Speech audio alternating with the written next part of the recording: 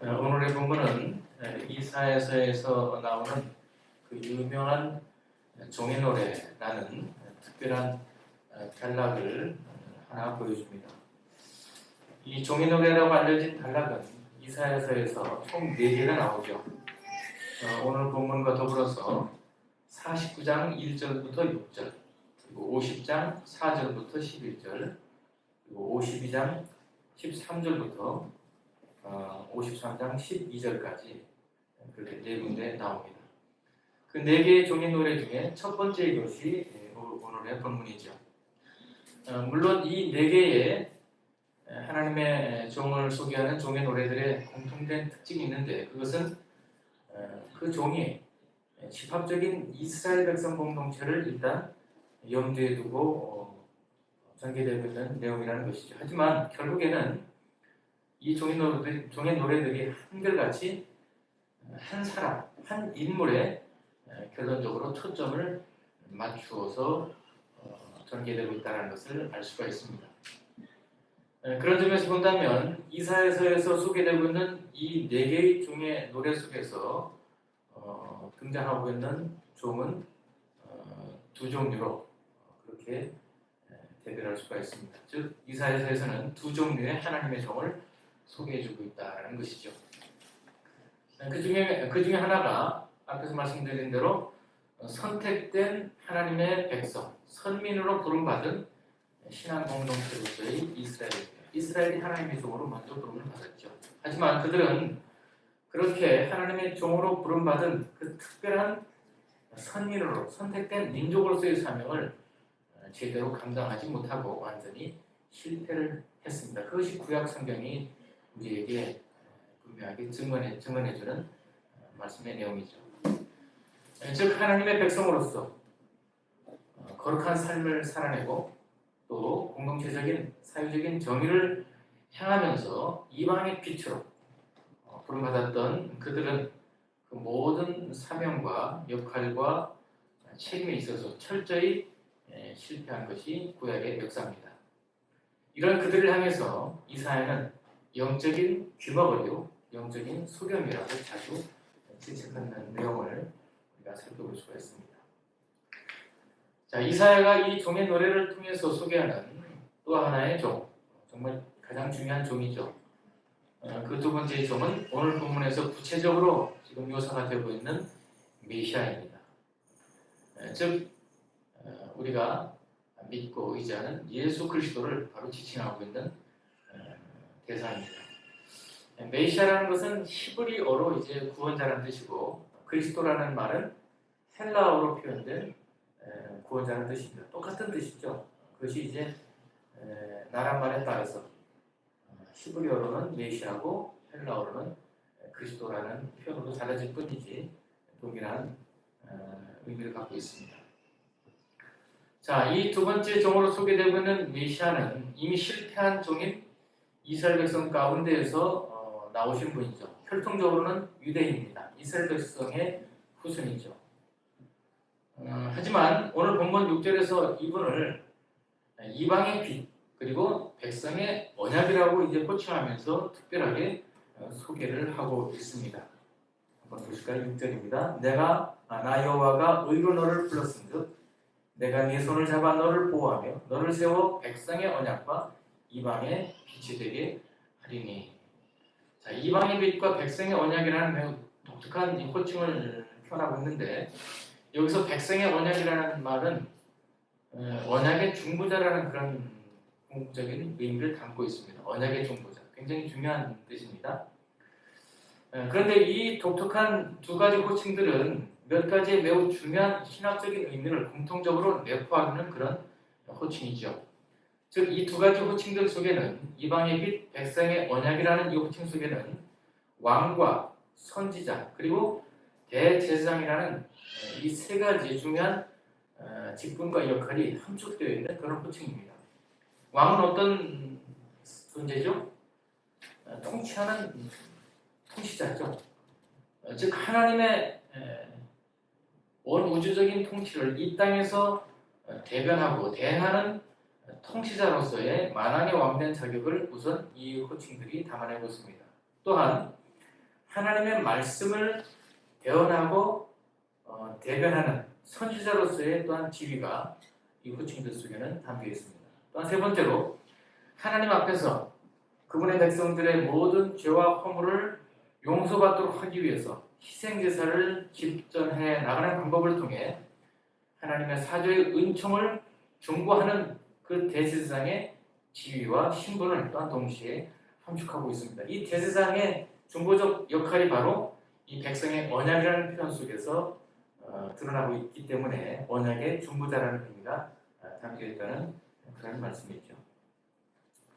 자, 그리고 바로 이와 같은 세 가지의 매우 중요한 거룩한 직분과 역할을 동시에 지닌 하나님의 종 메시아가 이스라엘이 실패했던 그 독특한 선민으로서의 사명을 이방의 빛이요 세상의 중보자로서의 그 사명을 이제 개인적으로 메시아가 구현하시고 이로써 시간과 공간을 초월해서 온 세상 만민 가운데서 불러내시게 되는 하나님의 모든 백성들을 위한 위대한 구속의 역사, 구원의 역사를 성취할 것이다 라는 사실을 오늘 본문에서 내용을 포함해서 오늘 본문을 포함한 구약성경 여러 곳에서 너무도 분명하게 약속을 하고 예언을 해주게 됩니다. 한마디로 실패했던 이스라엘 백성들의 선민된 사역의 궁극적인 목표를 왕과 선지자와 제사장으로 오신 메시아 예수 그리스도께서 위대한 하나님의 모든 백성들을 위한 구원의 역사를 이룰 것이라는 사실을 구약성경이 오늘 본문을 포함해서 분명하게 예언하고 약속했다. 그리고 그 약속과 예언대로 성육신하셔서 오신 예수 그리스도께서 메시아로 이 땅에 오셨고 그분의 삶, 그분의 사역, 그분의 고난과 죽음, 그분의 부활과 승천의 과정을 통해 모든 시대를 초월해서 이 땅에 존재하는 모든 하나님의 백성을 위한 위대한 구원의 역사는 온전하고 그리고 완전하게 성취되었음을 확인해 준 것이 신약성경의 내용입니다. 자, 그런데 이처럼 구약에서 예언되었고 신약에서 완벽하게 성취된 이 메시아의 구원 사역과 관련해서 오늘 본문에서는 매우 중요한 한 가지 용어가 반복되어 강조되고 있습니다. 우리가 예수님의 구원 그러면 뭘 생각하나요? 주로 하나님의 은혜, 하나님의 사랑, 하나님의 긍휼 뭐 이런 정도의 범위에서 우리가 머물러 있기 쉽습니다. 그러나 오늘 본문에서는 이 예수님의 메시아의 구원 사역과 관련해서 결코 놓쳐서는 안 되는 매우 중요한 내용 하나를 우리에게 반복해서 강조합니다. 그것은 1절 그리고 3절과 4절에서 나타나고 있는 용어죠. 정이라는 표현입니다. 한번 볼까요? 1절에서 내가 붙드는 나의 종 내 마음에 기뻐하는 자 곧 내가 택한 사람을 보라. 내가 나의 영을 그에게 주었은즉 그가 이방에 정의를 베풀리라. 메시아가 할 수 있는 가장 중요한 사역이 정의를 베푸는 일이라는 것을 강조합니다. 3절에 상한 갈대를 꺾지 아니하며 꺼져가는 등불을 끄지 아니하고 진실로 정의를 시행할 것이며 정의를 베풀고 정의를 시행한다. 그리고 4절에서도 그는 쇠하지 아니하며 낙담하지 아니하고 세상에 정의를 세우게 이르리니 사람들이 그 교훈을 앙망하리다. 하나님의 구원의 위대한 역사를 이 땅에서 이루시는 메시아가 할 수 있는 그 위대한 사역의 핵심이 다름 아닌 정의다라고 반복해서 강조하고 있습니다. 자, 그런데 이 정의로 번역되어 있는 히브리어는 미시파트라는 단어입니다. 그런데 이 단어는 혼돈을 의미하는 토라는 단어와 정면으로 대조가 되는 그야말로 토후의 반대말이죠. 혼돈의 반대말이 바로 이 정의라는 뜻입니다. 이 혼돈이라는 토라는 단어가 어디서 사용되었는지 금방 여러분들 아시죠?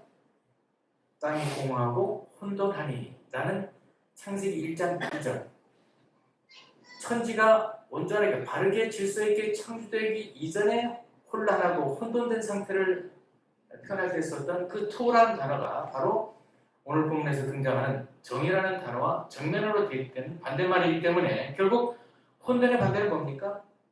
질서죠. 바로잡힌 질서.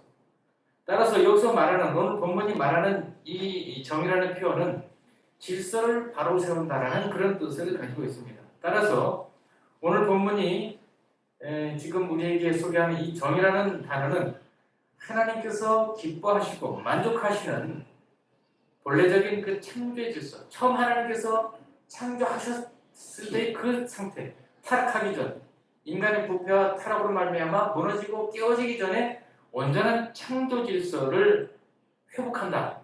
그것이 바로 이 정의라는 단어를 통해 우리에게 가르치고자 하는 내용입니다. 따라서 오늘 본문이 말하는 정의라는 것은 단지 사람의 보기에, 인간의 눈에 보기에 옳은 일을 행한다라는 정도의 어떤 단순한 윤리도덕적인 그런 의미를 담아내는 것 이상이다. 그래서 훨씬 초월하는 개념이다라는 것을 기억해야 됩니다. 즉 성경이 말하는 참된 정의라는 것은 온 세상 속에서 인간의 범죄와 타락으로 말미암아 무너져버리고 망가져버린 그 최초의 본래 그 창조 질서를 온전한 본래의 모습으로 다시 회복한다라는 그런 뜻이고, 그런 의미에서 우리가 흔히 얘기하는 사회적 정의의 구원이라는 이 표현으로 발현되는 그 창조 질서의 회복의 가치라는 것은 이 세상에서 유행하는 그런 정치적 구의 하나로 치부해서는 안 된다. 사회적 정의의 구원이라는 것은 결국 창조 질서의 회복이라는 그런 중대한 뜻을 담아내고 있다는 의미로 우리 신자들은 좀 더 무겁게 받아들일 필요가 있다는 것이죠. 자, 바로 그런 차원에서 오늘 본문에서도 하나님께서 택하셔서 세우신 이 메시아, 이 종이 행하시는 위대한 구원 역사의 그 가장 중요한 요소, 메시아께서 이루시는 온 세상 인류를 위한 구원 사역의 가장 중요한 특징은 세상의 정의를 확립하고 시행하고 베푸는 것이다라는 점을 오늘 본문은 분명히 하고 있습니다. 따라서 우리가 예수 그리스도의 십자가의 구원의 사역을 기억하면서 그 구원의 능력을 우리가 묵상할 때에 우리는 두 가지를 동시에 붙잡아야 됩니다.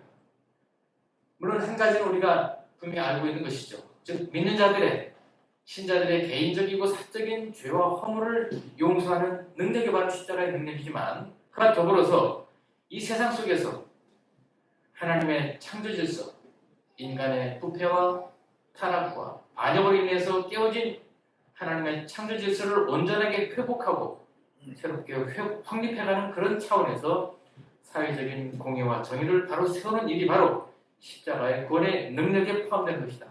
그것까지도 가능하게 하는 것이 참된 십자가의 능력이요 거룩한 힘이라는 점을 우리는 반드시 기억을 해야 된다.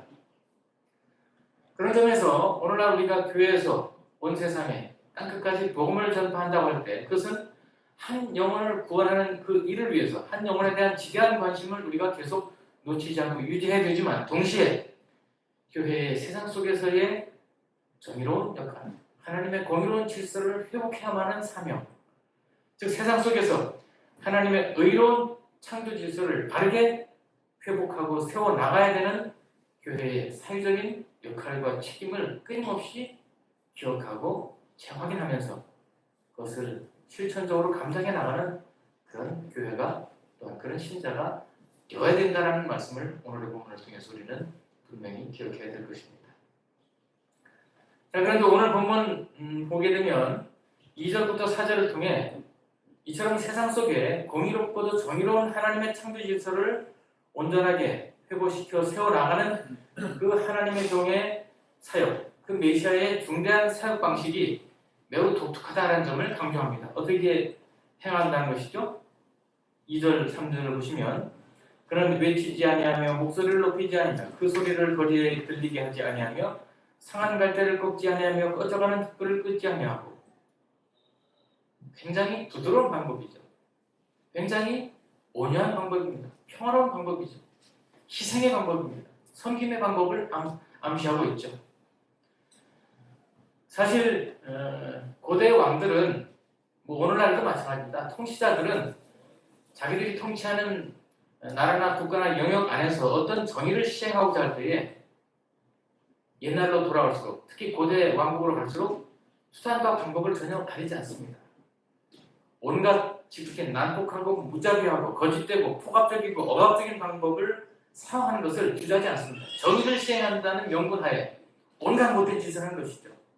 심지어 지극히 난폭하고도 무자비한 비인간적인 그런 방법을 사용하면서 특히 제국들은 자신들이 정복한 나라의 백성들, 피정복국, 피지배민들에 대해서는 아주 차별적으로 과중한 억압과 혹독한 압제를 가하는 방식으로 그들은 자신들의 정의를 실현하고 제국의 정의를 실현해 나갑니다. 힘에 의한 정의죠. 피를 흘리는 정의입니다. 차별적인 정의죠. 하지만 하나님께서 선택하여 세워보내신 하나님의 종 메시아가 이루시는 그 정의는 그런 식의 무자비하고 혹독하고 폭압적인 그런 물리적인 힘이 아니라 무한한 자비, 무한한 인내, 무한한 온유함과 긍휼이 가득한 사랑의 힘을 통해서 이 온 세상 속에 창조주 하나님의 참된 정의로운 질서를 세워나가신다.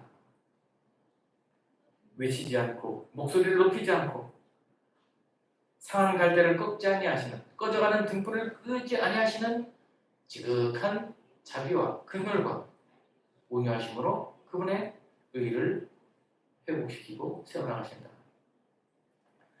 그런 차원에서 참된 메시아로 오셨던 우리 예수 그리스도께서는 이 땅에 30년의 생애를 사시는 동안 평생토록 늘 가난한 자의 편에서 가난하고 연약하고 소외된 사회적 약자들을 편들고 지지하고 품고 참으로 고단한 인생을 살아가는 주로 변두리 인생들을 찾아가셔서 그들을 한없는 온유하심과 사랑과 은혜로 품고 끌어안으셨다는 것을 기억할 필요가 있습니다.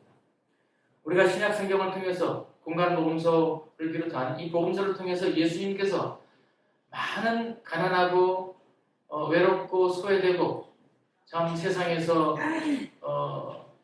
참 조롱받는 자들을 편들고 지지하시고 하실 때 그것은 단순히 인간적인 면에서의 그런 지지와 편들림이 아니라 그 과정 자체가 이 땅에 하나님의 정의로운 창조 질서를 회복하시는 매우 중요한 과정이었다는 것을 반드시 기억을 해야 된다.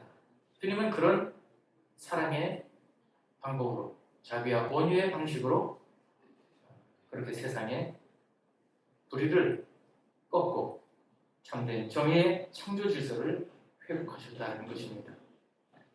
그렇다면 그분의 제자들로 그분을 따르고 믿는 신자들로 부름받은 저와 여러분 또한 그와 같은 예수 그리스도의 온전한 본되심과 그 발자취를 따라서 그분과 동일한 방법으로 동일한 목표를 위해서 우리의 인생, 우리의 삶을 드려야 마땅할 것입니다. 즉 물리적인 힘에 의한 모략에 의한 강요된 정의를 우리가 실현하거나 또는 돈에 의해서 매수된 정의를 참된 정의인 것처럼 속이는 그런 불의를 그런 거짓을 향할 것이 아니라 사랑과 희생과 인내와 섬김에 의해서 세워지는 진정한 정의, 참된 성경적 정의를 추구하면서 하나님의 정의로운 창조 질서가 우리 실제적인 삶 속에 우리가 살아가는 이 사회 속에 세워지고 회복되도록 우리는 진력을 다해야 될 것입니다. 오늘 본문 10절부터 12절은 또 한 가지를 매우 중요한 사실로 제시합니다. 그것은 이러한 하나님의 종 메시아가 이루시게 될 참된 정의의 사역이 전 세계적인 온 우주적인 사역이 될 것임을 분명하게 선언해주고 있습니다. 10절부터 12절의 말씀입니다. 항해하는 자들과 바다 가운데의 만물과 섬들과 거기에 사는 사람들아 여호와께 새 노래로 노래하며 땅 끝에서부터 찬송하라. 광야와 거기에 있는 성읍들과 게달 사람이 사는 마을들은 소리를 높이라. 셀라의 주민들은 노래하며 산꼭대기에서 즐거이 부르라. 여호와께 영광을 돌리며 섬들 중에서 그의 찬송을 전할지어다.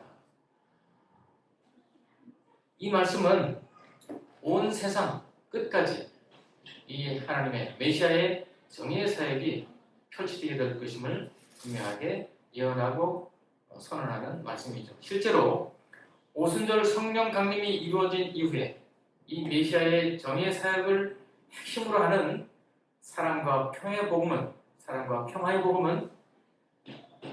그리스도의 제자들을 통해서 세계 열방, 세계의 땅 끝까지 온전하게 펼쳐지게 되는 그런 역사를 이루게 되고 그 맥락에서 그 과정 속에서 땅 끝에 있던 우리들에게까지 그 평화의 복음, 그 사랑의 복음이 정의의 내용을 담아가지고 우리에게까지 전해진 것이다 라는 것이죠. 따라서 우리는 오늘 이 시대를 살아가면서 하나님께서 메시아를 통해서 이루시고자 했던 그 가장 중요한 구원 사역의 핵심을 이 땅에서 우리가 살아가는 동안 개인적으로든 공동체적으로든 이뤄내는 일에 우리는 적극 헌신하고 희생하고 섬겨야 될 것입니다. 그것은 곧 사랑의 정의, 평화의 정의입니다. 사랑과 평화와 정의를 우리는 함께 이뤄내고 그 사랑이 담긴 평화가 담긴 정의를 또한 세상 끝까지 전하는 그런 복음의 전령들이 되어야 된다. 결국 그리스도의 구원의 복음을 온 세상 만민에게 전하라라는 이 하나님의 가장 중요한 지상에 사는 우리들을 향한 가장 지대한 중요한 명령은 결국 사랑과 평화적으로 정의의 삶, 정의의 실현을 부탁하는 중요한 하나님의 계시요 우리를 향한 분명한 거룩한 명령이라는 것을 기억해야 될 것입니다.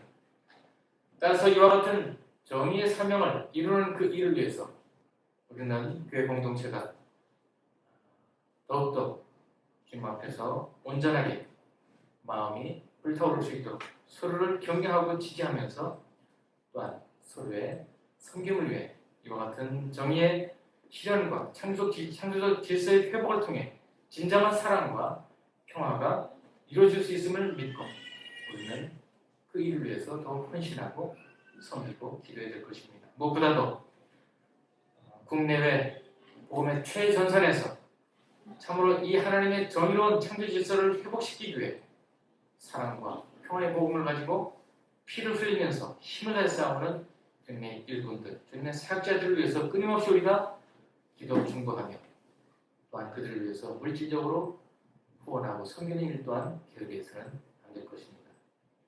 이 시대를 살아가는 참으로 많은 하나님의 백성들 중에 특별히 이 말씀 앞에 서 있는 저와 여러분들은 이 하나님의 참 고귀한 명령 앞에서 복음을 전하고 복음을 따라 살아가는 그 일에 그 중대한 책임이 어떤 내용을 갖고 있는지에 대한 새로운 이해를 가지고 무엇보다도 우리가 또한 많이 생각하고 묵상하고 또한 함께 가르쳐왔던 배워왔던 사랑과 평화의 그 진정한 가치는 참된 창조 질서의 회복인 정의의 실현을 통해서 가능한 것이다. 그 정의가 땅에 떨어질 때 참된 성경적인 평화와 성경적인 사랑 그런 수 없다는 사실을 기억하셔서 저 여러분이 남은 인생 속에 진정한 정의의 일꾼들로 하나님께서 간절히 원하시는 창조 질서의 온전한 회복을 우리에게 주어진 일상의 한 부분에서부터 우리가 서 있는 삶의 자리에서부터 온전하게 그 정의의 사명을 감당해 나가고 그 정의의 사명을 채워나가는 신실하고 충성된 교회 종들로 다시 한번 주 앞에 다짐하고 그 일을 위해서 남은 인생 더욱 힘써 온전하게 드려지는 저희들의 여러분의 남은 인생이 되기를 말씀으로 축원하겠습니다. 자, 그러신 아버지 하나님, 이 땅에 온 세상의 구원을 위해서 오신 메시아의 예수 그리스도의 그 위대한 구원 역사 속에서 하나님의 사랑과 하나님의 위대한 그 샬롬을 평화를 우리가 맛보고 누리고 또한 전하고 있으면서 그 사랑과 평화가 온전하게 이루어지기 위해서는 하나님께서 처음 이 세상을 창조하셨을 때에 그 온전한 질서를 회복해야만 그 정의가 이 땅에 세워져야만 참된 복음의 그 열매들이 결실될 수 있다는 것을 다시 한번 깨닫습니다. 세상에서 만연된 거짓과 불의와 불공정과 불공평에 잠눈 감고 그저 그러려니 하고 살아가던 저희들의 마음이 다시 한번 오늘의 말씀으로 일깨워지게 하시고 우리가 살아 숨쉬는 동안 그리고 우리가 서 있는 그 삶의 공간과 시간 속에서는 참된 하나님의 정의가 이루어지고 그것을 통해서 참된 하나님의 사랑과 평화가 온전하게 결실되어지고 열매 맺어지는 그 복된 인생이 될 수 있도록 저희들의 남은 생애를 붙드시고 인도하여 주옵소서. 우리가 살아가는 그 삶의 자리들은 우리가 나아가는 모든 시간과 공간 속에서는 하나님의 정의의 빛이 밝게 빛나고 모든 불의와 불법과 불의와 부정과 부패와 불공평이 차별이 사라지는 그런 주님의 거룩한 능력의 손길들로 부족함이 없이 휴하게 사용되는 저희 한 사람 한 사람 될 수 있도록 은혜를 더하여 주시고 이 귀한 사명 잘 감당할 수 있도록 성령의 거룩한 능력으로 충만할 수 있도록 인도하여 주옵소서. 예수 그리스도 이름으로 기도합니다. 아멘. 아멘.